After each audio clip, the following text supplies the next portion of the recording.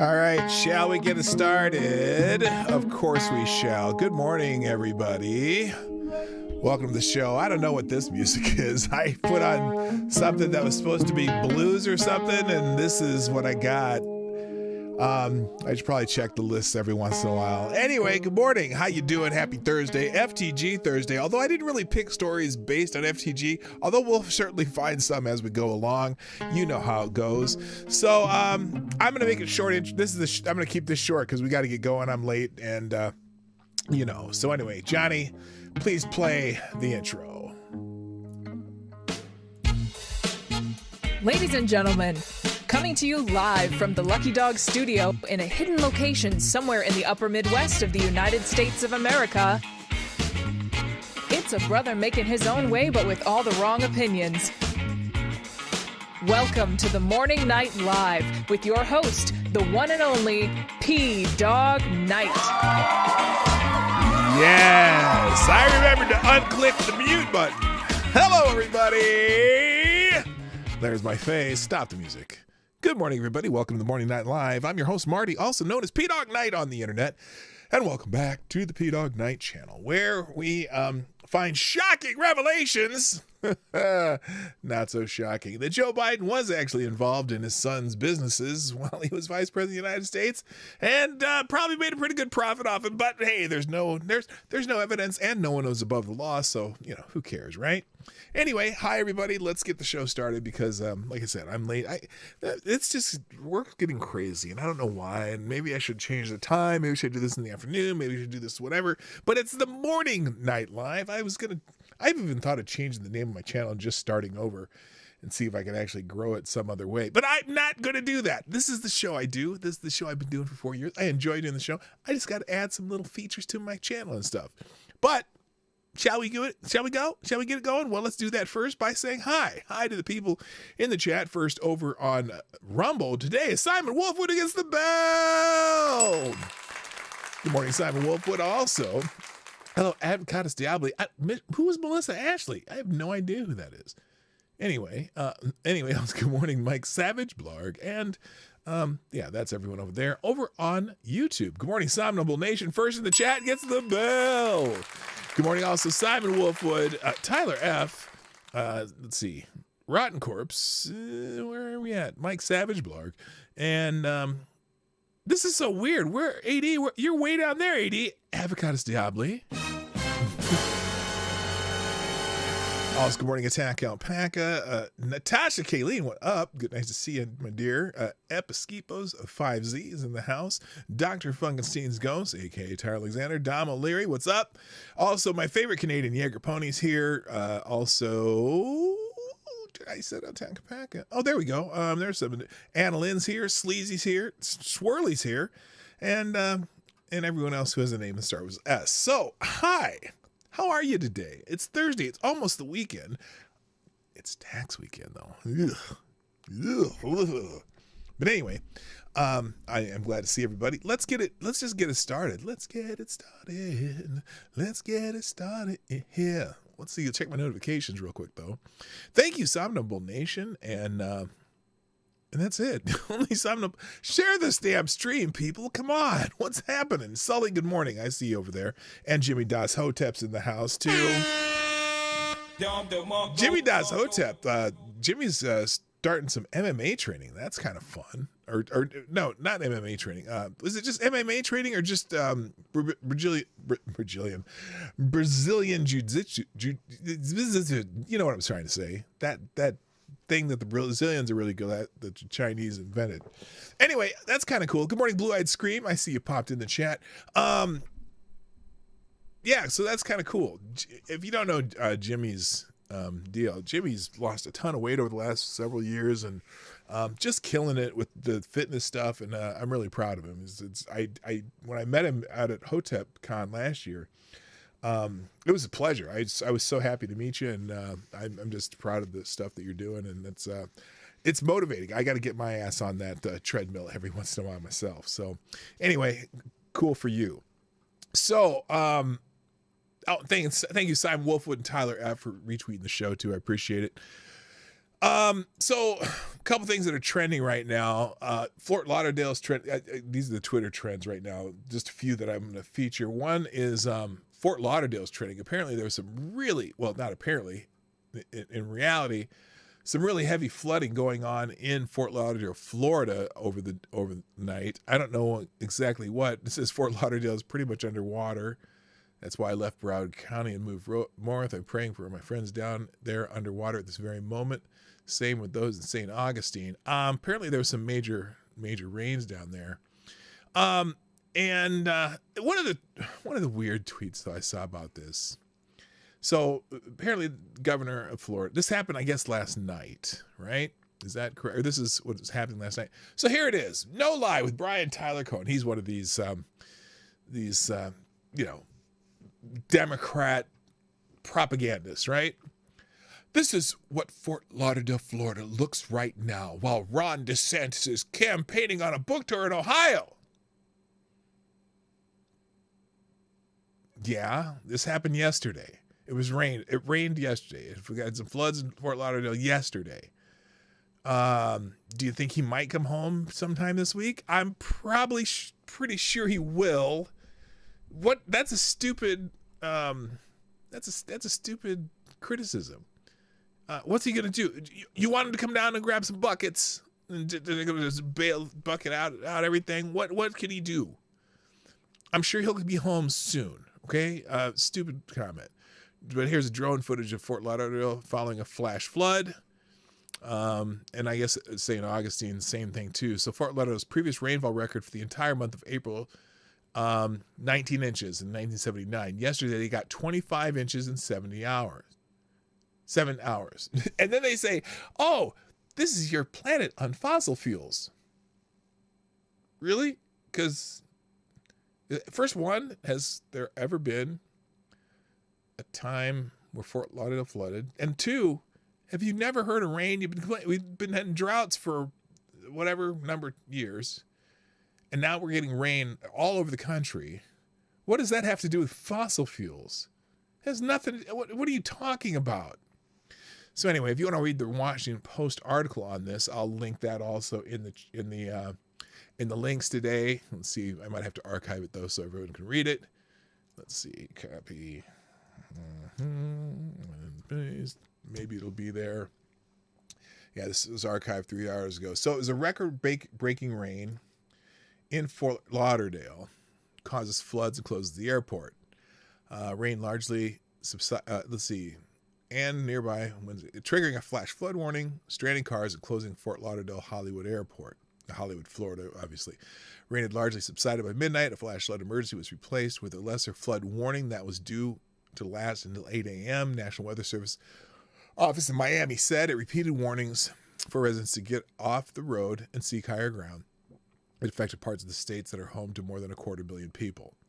And it's a life-threatening situation. Anyway, you saw the pictures from the trending topic on Twitter. So Highway 1 in Fort Lauderdale flooding, getting super deep everywhere. Sure hope it doesn't get any higher for the sake of the rare classic cars. Ferrari, Porsches, Mustangs, and Cobras. Well, I'm more concerned about the humans, but anyway, if you're anywhere near that area, try to be safe. Hopefully you were able to be at higher ground, etc. Also trending this morning on Twitter, the Fifth Circuit is trending. Apparently, the Fifth Circuit of Court of Appeals has banned. Okay, this is Life News, so this is a obviously a pro-life website. By the way, good morning, Hig. What's happening? Nice to see you. And someone else dropped in the chat. So this, so apparently, well, here let's read their article because I want to see what this is specifically. So court bans mail order abortions, restores strict abortion pill limits, but lifts nationwide block. So Fifth Circuit Court of Appeals has issued a ruling that removes a national block a federal judge placed on the dangerous abortion bill. Now, remember, this is they're anti-abortion, okay, and that's fine. I just so I give you the slant of what this article is going to be, okay, regardless of what your position is on abortion and these things. However, the appeals court also banned mail order abortions that put women's lives at risk, condemned the improper FDA approval process for the drug, and restored the strict limits on the drug meant to protect women's health that the Biden administration removed.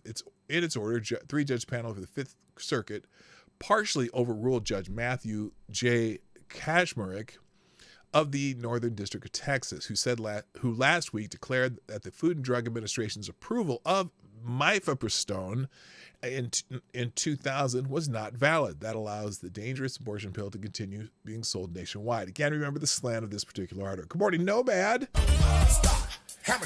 By illegally approving chemical abortion drugs, the U.S. Food and Drug Administration failed to abide by its legal obligation to protect health, safety, and welfare of girls and women. The FDA never studied the safety of the drugs under the labeled conditions of use, ignored the potential impacts of the hormone-blocking regimen on the developing bodies of adolescent girls, disregarded the substantial evidence that chemical abortion drug cause more complications than surgical abortions, and eliminated necessary safeguards for pregnant girls and women who undergo the dangerous drug regimen. So that's the anti-abortion take on this. Now let's look at some other takes, because I'm not.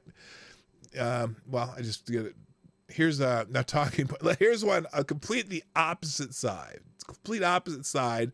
Talking Points memo. Josh Marshall, a absolute left site. Okay.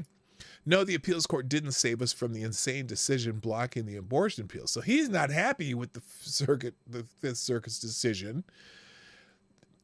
And again, this is obviously from a different perspective. The notorious right-wing Fifth Circuit Court of Appeals upheld much of Judge Matthew Kaczmarek's ruling on mifepristone from late last week in an early Thursday decision that may prompt the Justice Department to seek relief from the Supreme Court. Good luck. Kaczmarek stayed the Food and Drug Administration's FDA 2000 approval of mifepristone last week based on both anti-abortion myths regarding the dangerousness of the drug and on near universally panned contortions of standing and timeliness. The Fifth Court, well, look, he has a point there, I suppose. This is a 2000 approval, and it's 2023, 23 years later. I understand that particular point on the timeliness of bringing a suit. Anyway, but then again, if you had let's say you had a drug that was approved for blood clots, right? And that blood clot medicine had been used for 20 years, right? But new research discovered, and there had been problems here and there, blah, blah, blah, but, no one's really paid much attention to the data. And then suddenly you get research that says this particular drug, first of all, really wasn't tested by the FDA. And while it may prevent blood clots, it caused severe internal bleeding. I think you would still have maybe a reason to go to the courts to say, hey, let's go look at the approval process of this, because they may not have been discovered this. So I guess there's an argument both ways. So anyway, let's go back to this. I'm sorry, I don't even have the article on the screen. Sorry. The Fifth Circuit panel broke from Kaczmarek on rejecting the 2000 FDA approval, saying that the 6-year statute of limitations to challenge that agency action has long passed, though without much conviction. Oh, they didn't say it with conviction. They didn't say it with feeling. That's what he's mad about. Saying that the anti-abortion plaintiffs may win on that topic at another stage of the litigation, but agreed with Kaczmarek on nearly everything else. The panel comprised of 2 Donald Trump appointees and 1 George W. Bush appointee would let mifepristone remain on the market with FDA approval, but would reject many of the steps to expand access and lift restrictions that the FDA has taken since 2016. That means mifepristone would only be available under the previous, much more restrictive regime, allowed to be used only up to 50 days into the pregnancy versus 70.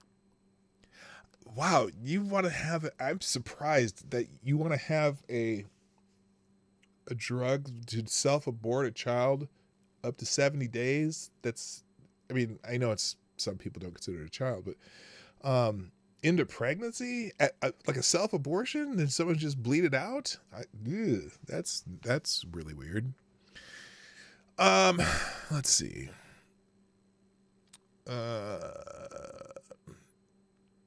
That means mifepristone would be only available under the previous such much more restrictive, blah, blah, 50, 70 days, with patients required to have multiple in-person visits with a provider. And the pills would not be allowed to be mailed.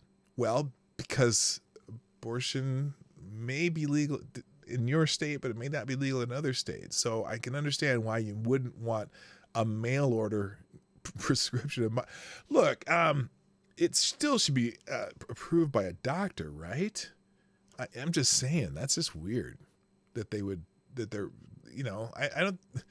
I understand that some drugs can be mail order, but usually after you get a prescription. And I don't think this was happening so much in these. Anyway, with patients required to have multiple in-person visits with a provider and the pills not be allowed to be mailed, the Bush appointee said she wanted to grant an administrative stay and to punt the decision on the stay pending appeal of the argument panel, meaning that this decision comes courtesy of the two Trump judges. So what? So what? God, he was the president of the United States. He appointed judges, and the judges have opinions. So if we're gonna start evaluating every court decision based on who appointed the judge, I mean, I don't like it when we do it either. When we that was a Obama appointed judge. Who cares? Stop. Look, if you go through the process of the entire legal process, if they go to appeals or whatever, look, stop it. All you're doing, and both sides do this. They're both facilitating the invalidity of courts. Okay, we can't do that. We can't look. And also, like AOC was saying, we should not abide by this court decision. Really? So you say you only abide by the court decisions you like. Does that completely invalidates the court system? Okay. You just fight at a later date, or you find a way, if you don't like it. Anyway, whatever. Hi, Linda Hunter. These people and their medical malpractice fetish. It is government-sponsored Munchausen by proxy, brought to us by Pfizer. Okay. Mifepristone has always been subject to an unusually harsh set of restrictions on its use and prescription, which the medical community has soundly criticized based on politics and not a medical fact. Okay. The Fifth Circuit panel's ruling is shot through with similar ideological and non-scientific anti-abortion rhetoric to that which peppers Kashmirik's decision. So, look, there are different opinions on abortion. And look, if you have the mindset that's not a baby at any point during the development inside the mother, yes, you're going to have a different opinion than someone who believes that life begins at conception or implantation or whatever. Okay. Of course, there's going to be different opinions. It has not necessarily has to do with religious or political. It's a philosophical difference that obviously people are going to, for a long time from now, are still going to have the same discussions. Okay. If you had a perfect way to determine how to stop, the perfect contraception, which there's only one form of perfect contraception. Until then, this argument's going to rage on forever. There are definitely a certain point, though, that this is a barbaric practice, in my opinion. Okay. Not the entire, I don't think it's from conception. I think there's a point between conception and some point where it is not so barbaric, but there's certainly a point where it is barbaric. And because we can do it doesn't mean that it's not a bad practice. Okay. So, It only becomes a baby when it's named. LOL. Well, some people name their baby before they even know what it's going to be. So there you go. They give it 2 names just in case. By the way, good morning, JB. Nice to see you. So anyway, that's a left-wing interpretation of this Fifth Circuit Court decision. But so I have both articles from both very opposite sides of this. You can check it out after the show in the links in the one tab link. Now it's in the 3rd paragraph. I moved it to the 3rd paragraph. But every show, if you want to check out the articles and stuff that we're talking about, or the tweets or the videos or whatever, they will all be in a single link in the description. Also, I put it in the chat of both chats at the end of the show. So, Letitia James, the Attorney General of the state of New York, is trending. Apparently, President Trump puts a video out prior to his arrival in court showing just how much Letitia James is obsessed with Donald Trump. Let's watch this. This is probably interesting. Give me a second here. Because she's going after Trump too. We'll do a full screen so you can see the whole thing. There we go. Here's the video Donald Trump put out. What is fueling for us? Oh, we're going to definitely assume we're going to be a real pain in the ass. I will never be afraid to challenge this illegitimate president. We need to focus on Donald Trump. We need to follow. Whoa. Wait a minute. Wait. Illegitimate president? Isn't that election denial? That's weird that she said that. She's denying an election? Huh, interesting. Fascinating. Okay, continue. His money. What is fueling my soul right now is Trump. This illegitimate president. I look forward to going into the office of Attorney General every day, suing him, and then going home. What is fueling for us? Interesting. So that's her purpose in life, to sue Donald Trump. Anyway, and then apparently though, there's what is it? Trump is going to face questioning Thursday in New York Attorney General's lawsuit. So there's a New York Times article. Did I already open this one? Apparently I didn't.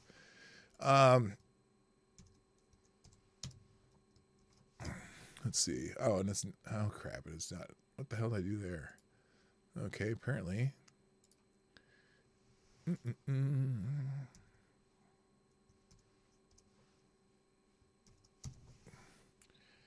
Yes, there it is. So, Trump to face questioning Thursday in New York Attorney General's lawsuit. Letitia James, the Attorney General of New York, has sued Donald Trump and 3 of his children, accusing them of staggering fraud. Jason Who, what's up? Yeah, I know. Morning, Jay Pylon, and looks like Jason Who. Nice to see you guys in the chat. Welcome. So Donald Trump is set to be questioned under oath Thursday in a civil fraud lawsuit brought by New York Attorney General Letitia James, the latest in a series of legal predicaments. Now, this is the New York Times, so, they're not Trump-friendly at all. They're not going to go down the middle. A series of legal predicaments entangling the former president, who also faces a separate 34-count criminal indictment unsealed last week. Yes, the ham sandwich indictment. Ms. James' civil case, which was filed in September and is expected to go to trial later this year, accuses Mr. Trump, his family businesses, and 3 of his children of a staggering fraud for overvaluing the former president's assets by billions of dollars. The lawsuit seeks $250 million that it contends they reap through those deceptions. Now, this might be the dumbest case in the state of New York's history, okay? Again, so what she's contending in this case is that they overvalued their properties to gain loans and other advantages, and then that they undervalued their properties for tax purposes. Now, here's why this case is stupid, okay? I've said it many times. And anyone who has a mortgage probably knows this, or anyone who's tried to sell a house probably knows this. The determination of the value of a property for loan purposes is not self-reported value, okay? No matter what the person who is selling the property or is buying the property says the value of the property is, it's the lender that is required to do due diligence on the value of anything that they're lending on. So the idea that Trump could overvalue his property to reap great financial gain is just a silly proposition, okay? She's claiming that overvaluing the former president's assets by billions of dollars, the lawsuit seeks $250 million that it contends it read through these deceptions made in Trump's annual financial statements, and asked the judge to essentially run him out of business in the state if he is found liable at trial. In preparation for the trial, Ms. James' office is now questioning Mr. Trump as a part of the discovery phase of the case.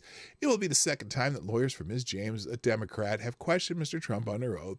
He has also sat for deposition in the summer 2022, shortly before the Attorney General filed her lawsuit. During the deposition, Mr. Trump lashed out at Ms. James, accusing her of being motivated by politics. Oh no, that could never happen. And then invoking his Fifth Amendment rights against self-incriminations hundreds of times over the course of 4 hours. The depositions are held in private, so the specifics of his testimony on Thursday will not be immediately known. But as of Wednesday evening, Mr. Trump is not expected to assert his Fifth Amendment right, people familiar with his thinking said. Because he was in the White House or on campaign trail for several years and no longer is running his company, Mr. Trump might try to avoid providing direct answers to Ms. James' questions instead of giving non-substantive answers. Again, this is the New York Times, so they're going to be leaning a certain way. He might say, for example, that he does not recall a particular incident or was not present for it. He could also claim that he delegated the valuation of assets to his employees. Again, valuation of assets by any lender is still the lender's due diligence, okay? I could say my house is worth $1 billion and I'm going to go get a business loan and this and that based on the value of my house and my car and my driveway and the pool and the tree over in my neighbor's yard that fell into my yard and everything else. But it's not my due diligence, my self-proclaimed value that the bank relies on when they loan me money or whatever. They rely on their due diligence. They have to send out appraisers. They have to help, get the evidence of business valuation. This is dumb. This is a dumb lawsuit. I don't get it. I don't know how she thinks this is going to work. She's also one of those people who campaigned on getting Donald Trump. Her life is getting Donald Trump. Stupid thing to talk about. All right, let's move on and get into the news of the day. Oh, I'm sorry. One more thing. I had one more person who is trending today, and I'm only going to show you one image, okay? Because, this moron seems to think he's an expert on a lot of things, but I only want to show you the one image because you can read the tweet yourself. But David Hogg is trending, so I just show you this one. Yes, there's good old David Hogg. He's a rock star, but he goes to Harvard, even though his SAT scores are crap. I'm not going to give him any more time of day than that. So sorry, if you wanted to learn about David Hogg, it'll be in the links at the end of the show. Good morning, Reaction, Puerto Rico, you lovely island. Okay, let's move on. The main topic of the day is some interesting happenings in the Biden family business. And that's the title of the day. Shocking threat. Well, the reason I said it was a threat is because the Washington Times is reporting that China sent a not-so-subtle threat to Joe Biden by revealing Hunter Biden's bank records, according to a senator. Now, this is interesting because, we've been hearing a lot about the Hunter Biden laptop that was boycotted by the media for all practical purposes until later when we found out it was real. And also Twitter, banned, and Facebook and all these other outlets banned anyone talking about it. But anyway, so China fired a warning shot at President Biden when a Chinese-American bank supplied Senate Republicans with records showing millions of dollars flowing from the Chinese companies to Mr. Biden's son, Hunter Biden, and brother, James Biden, according to the lawmakers spearheading an investigation of the first family. Cathay Bank, which is based in Los Angeles but has offices in China, China is asshole. voluntarily turned over bank records requested by Senators Rod Johnson of Wisconsin and Charles Grassley of Iowa. Every other American bank denied the two Republican requests for financial records. In my mind, it's the Chinese government telling Joe Biden, "We got the goods on you, buddy, and we're willing to dish it up," Mr. Johnson told the Washington Times. Cathay Bank spokesman Ian Campbell said the allegations are false. They are false, I say.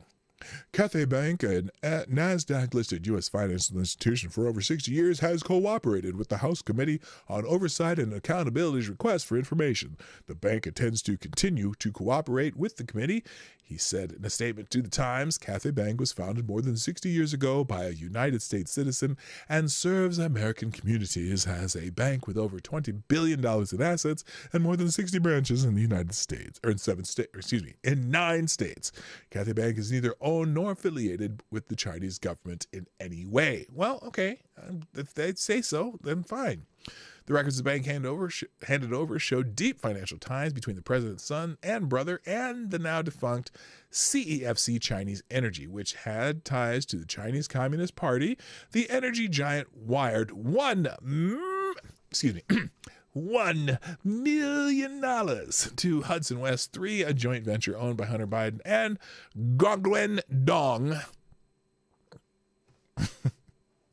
a business associate of CEFC's founder, Chairman Yi Jianming. A second Chinese energy company, Northern International Capital Holdings, which associated with the Communist Bank CEFC, wired $5 million to Hudson West, the Cathay Bank records show.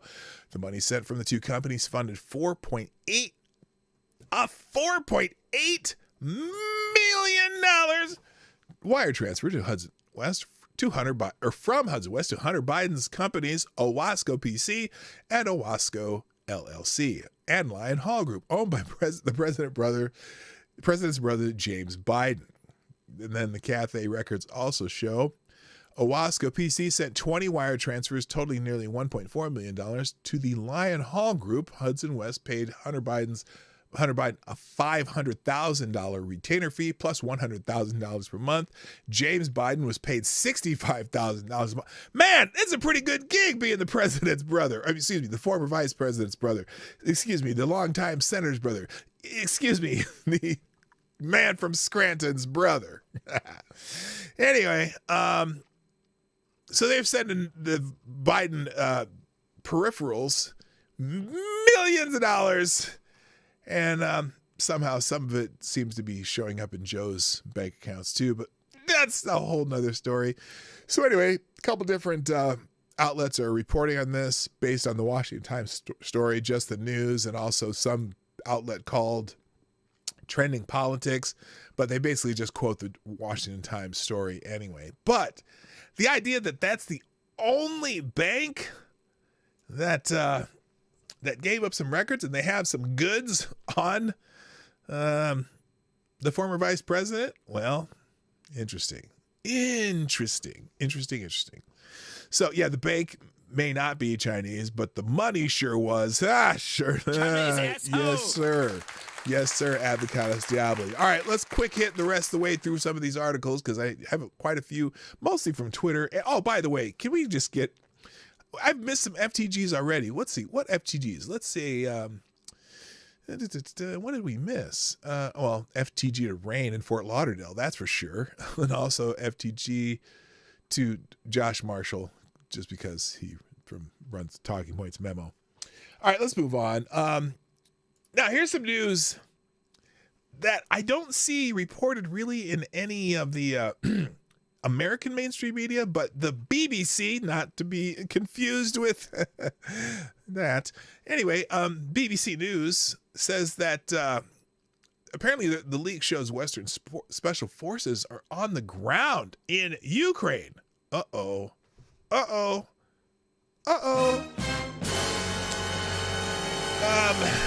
UK is among a number of countries with military special forces operating inside Ukraine, according to one of dozens of documents leaked online.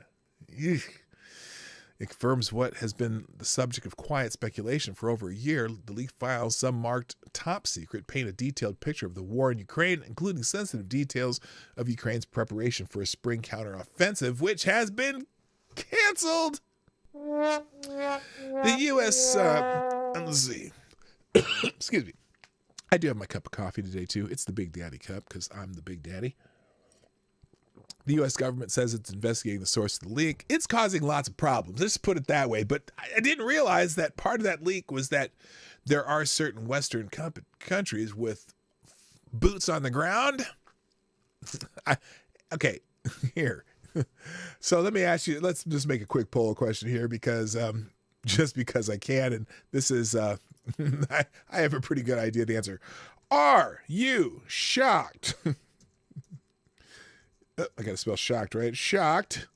There are Western forces on, God, my typing skills suck. Forces on the ground in Ukraine. There we go. There's our quick poll for the day. It's over on YouTube if you're watching YouTube. Sorry, I have no way to put the poll on Rumble. I got to learn how to do that. There's probably a way I can do that through the Streamlabs. I don't know. So anyway, I don't think that's not really a shocker, but it's a shocker if there weren't. Okay, now I'm gonna go through these pretty quick. Apparently, there's a new unearthed video of Alvin Bragg that raises serious questions. Do they have a copy of the video? Okay, let's see what okay, so roughly a 2-year-old video of Manhattan District Attorney Alvin Bragg has resurfaced, raising questions about the prior comments he made regarding former President Donald Trump during a January 2021 radio interview with Ebro Darden on Hot 97, which took place when he was running in the election to be Manhattan District Attorney. Bragg boasted about helping sue the Trump administration over 100 times. Well, good for you. And said, rich old white men need to be prosecuted. And said that he hadn't seen the lawlessness. He had seen the lawlessness that Trump can do. Well, let's just go to the quote. Just more evidence. Ladies and gentlemen, Carmine Sabia here for Explaining America. Oh God, this is. I'm sorry. It's a 7-minute long video. We're not watching it. But anyway, some of the other quotes here that they put in this link. Partial transcript of the interview. Bragg, and this is January 15, 2021. I'm the candidate in the race who has the experience with Donald Trump. I was the chief deputy in the Attorney General's office. We sued the Trump administration over 100 times. From the Muslim ban for family separation at the border, for shenanigans with the census, so I know how to litigate with him. I also led the team that did the Trump Foundation case, so I'm ready to go wherever the facts take me and to inherit that case. And I think, it would be hard to argue with the fact that it'd be the most important, most high-profile case I've seen up front, and I've seen the lawlessness that he can do. So he's obviously excited and enthusiastic about going after Donald Trump. There's a bunch other here, but I'm not going to read it all. It's not time. It's nothing. I don't personally. This is at least for me, this is nothing I haven't heard before. But the Hot 97 interview, is this the Hot 97 interview? That's the one where he was talking about Trump a lot. From the Hill, House Democrats call for Feinstein to resign. They're asking for Dianne Feinstein to resign. Now, this is California, so it's not like it's a big danger to them to lose a seat in the Senate just because Dianne Feinstein resigns and they put in another Democrat. But 2 House Democrats calling Senator Dianne Feinstein to resign on Wednesday, a stunning move, underscoring the rising concern over her prolonged absence from the Senate. Well, she's okay, so let's see, how do I put this in a gentle manner? She's far more gone than Joe Biden, even, from what I understand. She can barely remember her name. Representative Ro Khanna from California was the first Democrat to publish. Oh, okay, wait a minute. Ro Khanna could run for the Senate in California if she resigns. Well, I doubt if that's his motivation. Ro Khanna, even though he's a complete leftist nut job, he's a straight shooter. He doesn't hedge on what he believes, and he'll tell you straight up his motivations for shit. But he's still, he's stupid, but whatever. Representative Ro Khanna, Democrat in California, was the first Democratic to publicly call for the 89-year-old Feinstein Senate stalwart to step down, despite her plans to retire at the end of her term in 2024. Yes, she's retiring anyway. But he said it's time for Feinstein to resign. We need to put the country ahead of personal loyalty. While she has had a lifetime of public service, it is obvious she can no longer fulfill her duties. This is true. Not speaking out undermines our credibility as elected representatives of the people, Khanna wrote on Twitter. Shortly after Khanna said Feinstein should step aside, Representative Dean Phillips of Minnesota followed suit. Oh, God, Dean Phillips. God, I can't take that guy. Anyway, he says, I agree with Ro Khanna. Senator Feinstein is a remarkable American whose contributions to our country are immeasurable. But I believe it is now a dereliction of duty to remain in the Senate and a dereliction of duty for those who agree to remain quiet. Feinstein remains out of Washington while recovering from shingles, and her absence has stalled the confirmation of President Biden's judicial appointments due to her seat on the Judiciary Committee. In a statement released shortly after Khanna and Phillips made their comments, that's why they want her out. Because she's holding up, she's on the Judiciary Committee, so they can't vote for anyone they want because she's not there. So there's no majority for the Democrats. Oh, snap. That's what they want. See, this is a power play. This is all about power. It is not about Dianne carrying a lick about Dianne Feinstein. So in a statement released shortly after Khanna and Phillips made their comments, Feinstein said she asked Senate Majority Leader Chuck Schumer to allow another Democratic senator to temporarily serve on the Judiciary panel until I'm able to resume my committee work. She did not provide a timeline for return to the Capitol, only saying that she will go back to Washington when her medical team says it's safe for her to travel. She noted that her return has been delayed because of continued complications related to her diagnosis. Well, the shingles isn't what the problem really is, okay? It's the fact that her staff is really the senator for California, because she has no idea where she is half the time. All right, moving on. Let's see. Oh, so remember when the guy who the Justice Department tried to they did prosecute him. So he was at this abortion clinic, right?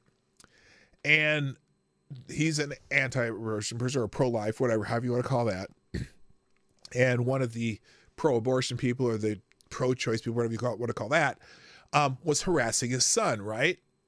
And so the guy who was harassing his son and physically accosted his son, basically, he pushed the man away from them. And then the Justice Department, the United States Justice Department, had him arrested and put him on trial for breaking some obscure law, right? Because he was at an abortion protest and they were claiming that he was restricting access, or, the free access, and there's some law, right?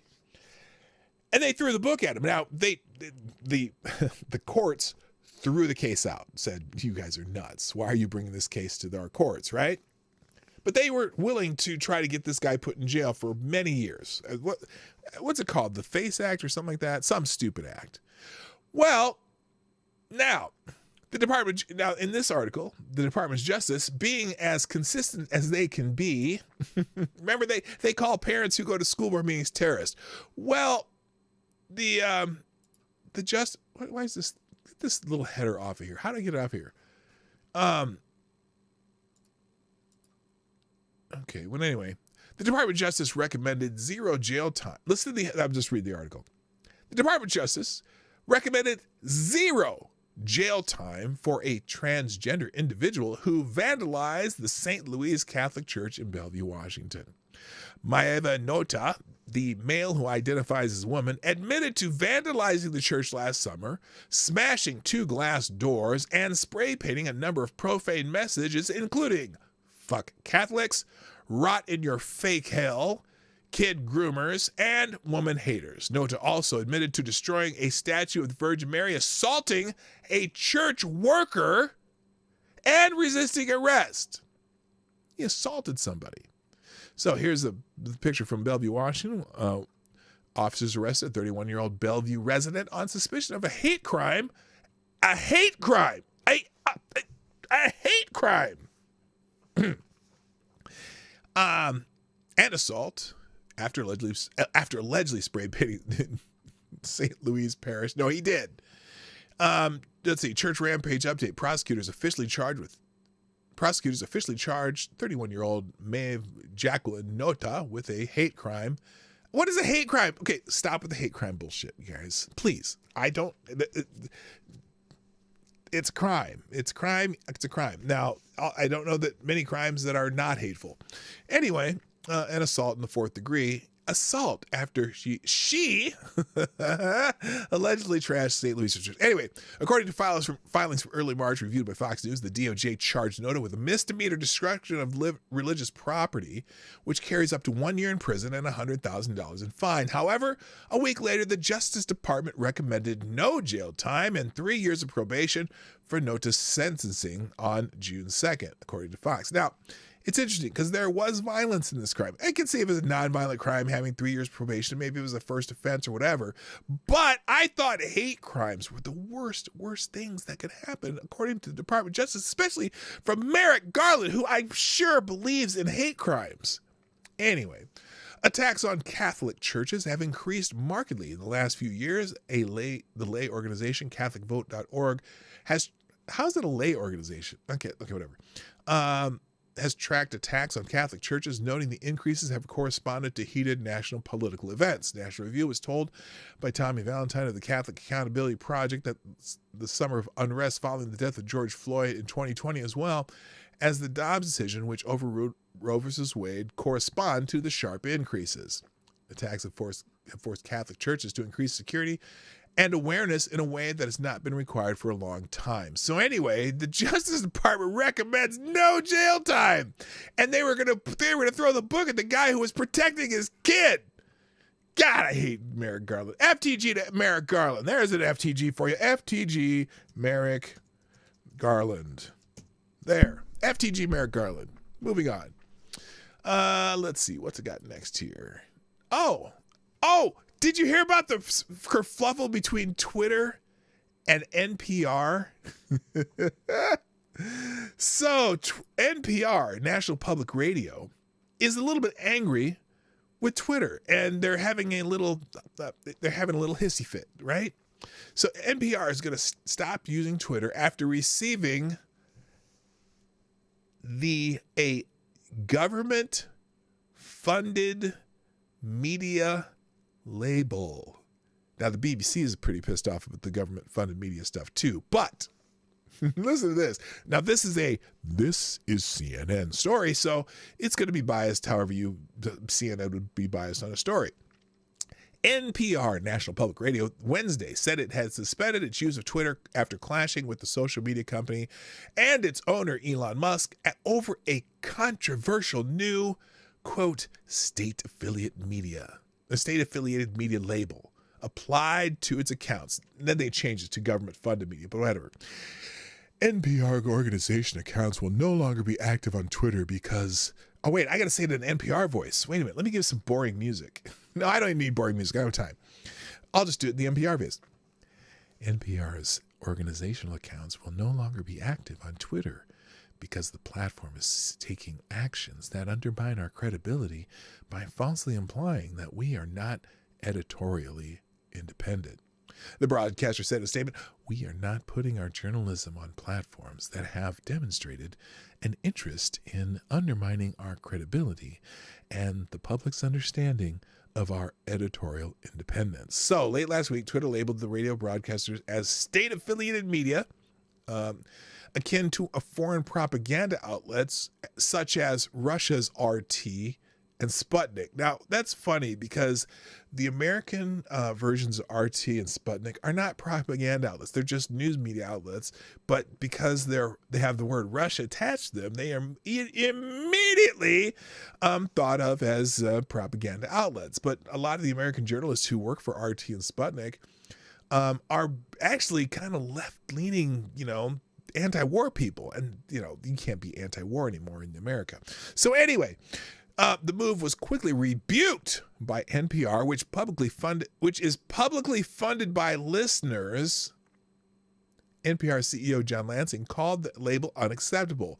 Twitter over the weekend updated updated the label to government-funded media, which is accurate. They are partially funded by the government. Now they have a lot of donations or whatever. But anyway, so in a final series of tweets, its first week in over a week, NPR noted other places its work can be found, including through its app and newsletter, as well as on other social media platforms. Quote, millions of Americans depend on NPR and their local public radio stations for the fact-based, independent public service journalism they need to stay informed about the world and about their own communities. It would be a disservice to the serious work you all do here to continue to share it on a platform that is associating the Federal Charter for Public Media with an abandoning of editorial independence or standards. Okay, NPR, I'm pretty sure that you have never contradicted anyone in power in the government ever. But anyway, so let's see. And then also NPR's move threatens to undermine one of Twitter's key selling points, its role in the central hub for news, especially if other outlets follow NPR's footsteps. Twitter's also faced backlash over applying a similar government-funded media label to the BBC, which is primarily funded by the public. What? In an interview with BBC Tuesday, Musk acknowledged the pushback, saying, I know the BBC was not thrilled about being labeled state-affiliated media. Our goal is simply to be as truthful and accurate as possible, adding that he planned to update the BBC's label to publicly funded, which they are publicly funded. Anyway, so they're having a hissy fit because they've been called publicly funded media, and they really don't like it. All right, let's move on. So there's a couple articles about that. Oh, wait, I guess I must have moved them. Oh, they're way over here. Holy crap. So there's two more. Here's and then NPR they tweeted out tweet about their public radio finances, and they did another one about how we're not gonna be on Twitter anymore. Did I do the same article twice? Oh, I did. Well, anyway. So they're really upset about the label. So, and in fact, the Babylon Bee put out a funny story. National Public Radio denies being national or public. Okay, so this is a satire story about that story. All right, moving on. A Florida professor has left a $190,000 a year job following a claim that he faked data on racism studies. Well, just by someone saying that he faked it, well, a Florida State University criminology professor abruptly left his $190,000 a year, position following allegations that he fudged data on racism studies during his 16-year tenure. Eric Stewart, who had 6 of his studies retracted, 6? 6? Who had 6 of his studies retracted, has been absent from the college since mid-March after a new investigation over his work renewed scrutiny over claims that he fabricated data by altering sample sizes to make the results appear more racist. Yes, the Florida Standard reports.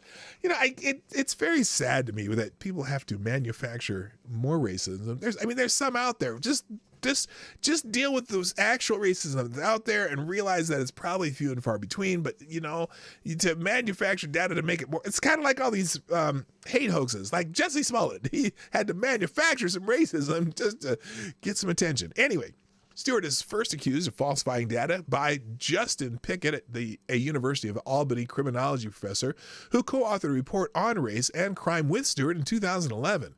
In the study, criminologists were looking to test if the public was increasingly demanding longer sentences for Black and Hispanic criminals as those minority populations grew.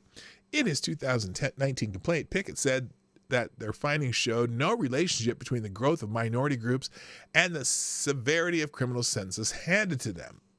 Despite the result, the paper was published with an altered data to... Oh, altered data? That's interesting. You mean falsified or altered? Data to claim that there was a correlation, with Pickett noting that many of the changes appeared to have been tacked on just before publication. So he wrote the study with the guy, and some of it was changed just before publication. The biggest change Pickett pointed out was the sample size growing from 1,100 to 84 respondents, even though it only had 500, and that the study's conclusion came from handpicking data from 91 counties instead of the full list of 326. So, sounds like this guy's going to be gone for a while. And I guess apparently, again, 6 different studies have been retracted since he, since he left anyway, or before he left. Let's see. This is, what is this? Oh, Clinton campaign lawyer Mark Elias allegedly sat next to Podesta as he denied any campaign involvement in the Russian dossier. Oh, this is by Jonathan Turley. Yesterday, we discussed the potentially precarious ethical position of Hillary Clinton campaign lawyer Mark Elias, who allegedly denied media reports that the Clinton campaign had any connection to the controversial Russian dossier. Oh, you mean the fact that they funded it by funneling, laundering, and whatever money through Perkins Coie? Yeah. Anyway, after the Washington Post ran an extensive story how the Clinton campaign and Democratic National Committee hired controversial research firm Fusion GPS to dig up dirt on Donald Trump and Russia in the Russian dossier matter, reporters at the New York Times have accused Elias of lying in past categorical denials of any connection to Clinton or the DNC. Wait, he's one of their lawyers. What is he talking about? The reports indicate that not only did the Clinton team fund the opposition research, but that Elias may have been the person handling much of the arrangements. Now Elias's position has worsened after a report out of Congress that he was present in an interview when campaign chairman John Podesta denied any campaign role in the funding of or acquisition of the dossier. So anyway, Mark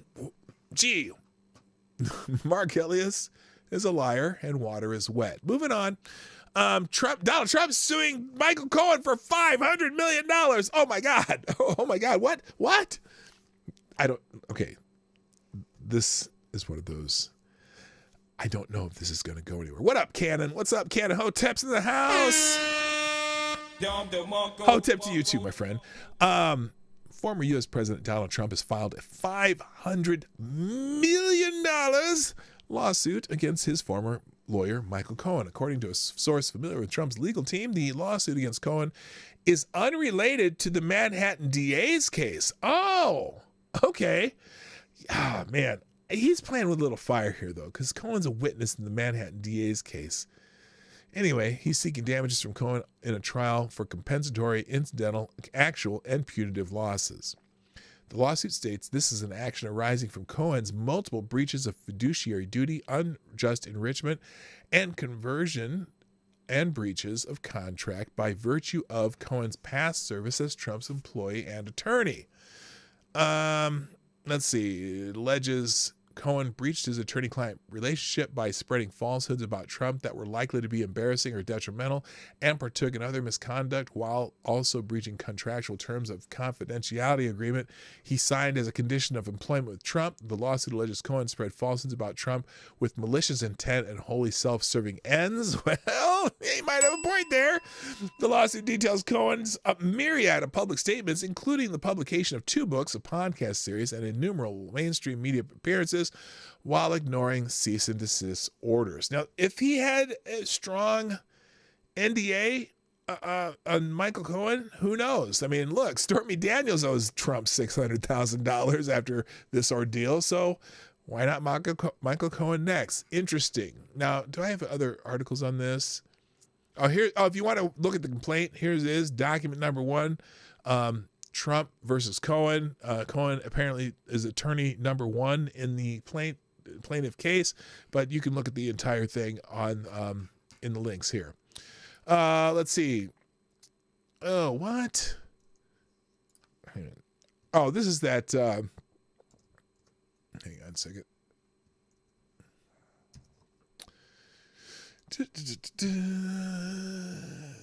In the Washington, it's the Washington Compost. Special counsel focuses on Trump fundraising off false election. Okay, this is so.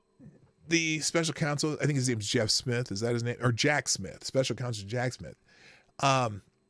This is the big olive flutter thing now. Is that they are going to say that Trump was fundraising off false election claims, and so that they think they're going to try to charge him with wire fraud. Okay, this is amazing. The federal prosecutors are probing the January 6, 2020. Now, his charge was to go after what happened on January 6th, right? Federal prosecutors are probing the January 6, 2021 attack on the U.S. Capitol. Have in recent weeks sought a wide range of documents relating to fundraising after the 2020 election, looking to determine if former President Donald Trump or his advisors scammed donors by using false claims about voter fraud to raise money. 8 people, they have 8 people familiar with the new inquiry said. Now, this is a leak. This is a leak of the special counsel's office. Clearly, it's a leak. The 8 people familiar with the new inquiry said, great. Special counsel Jack Smith's office has sent subpoenas in recent weeks to Trump's advisors and former campaign aides, Republican operatives, and other consultants involved in the 2020 presidential campaign. The people said they also have heard testimony from some of these figures in front of a Washington grand jury. Gee, a grand jury where your only obligation is to put forth your best case to see if you can get it into the courts. 8 people with knowledge of the investigation spoke on the condition of anonymity to discuss the ongoing criminal investigation. Really, is that look. Donald Trump is your ham sandwich. So anyway, since when is fundraising on false premise illegal for politicians?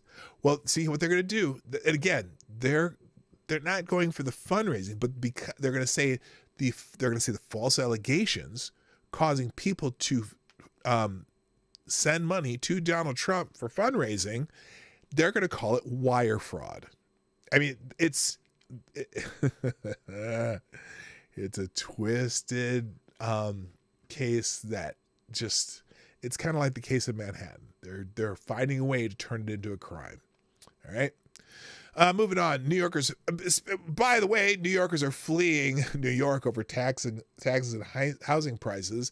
The city literally spits us out. They're moving out. A shocking 27% of New Yorkers are planning to leave the Empire State in the next 5 years, with 30% saying they wish they had lived somewhere else, according to a poll from Siena College Research Institute released Wednesday, which I don't even need to read anymore. That's just basically a bunch of New Yorkers are about to leave because the state sucks. You know what's funny about that, though? There are companies who've left New York that after they've left New York, but they're still in business somewhere else, New York has been sending several of these businesses tax bills, even though they no longer work in. They're not headquartered in their state anymore. The state of New York is still sending them tax bills as those they are, because even if you leave, we're going to tax you. That's the New York way. All right. Also in the links, the NPR articles from Babylon B and the NPR putting out an article about their public radio finances. They say they're acting like none of their money comes from the government. Oh no, this is their, let's see, consolidated revenues from changes to net assets. Okay, that's, I don't know. I mean, look, here's my question about NPR. If NPR is in no way publicly funded, why do they bitch when people say we should defund NPR, the government? If National Public Radio, the Corporate for Public Broadcasting, all these organizations, when they say stop giving government money to these organizations, well, if they're not publicly funded, then why do you complain when we say they're going to take away public funding? Figure it out, y'all. Get it, one of your arguments. One argument works, one argument does not. Make up your minds. All right, last few articles, and then I got to go because I'm already running over time. Oh, I already talked about the Daniel Perry case. Apparently, the attorneys for the Daniel Perry case have filed a motion for a retrial. We talked about this yesterday. I'm just saying fat chance, guys. Good luck, but I don't see a reason why they would redo this trial. But this gives you some of the details, and including the filing, if you want to read that. In the New York Post, also, Megyn Kelly blast non-breasted Dylan Mulvaney over Nike sports bra ads. I wonder how long this is. No, that's 9 minutes long. We're not watching it. But anyway, but if you want to see Megyn Kelly, just because some people like to see Megyn Kelly, you can read that one. And then this is the cherry on top. So Tennessee Representative Justin Jones, one of the two of the Tennessee three, I think they're calling them, that were removed from the Tennessee state legislature.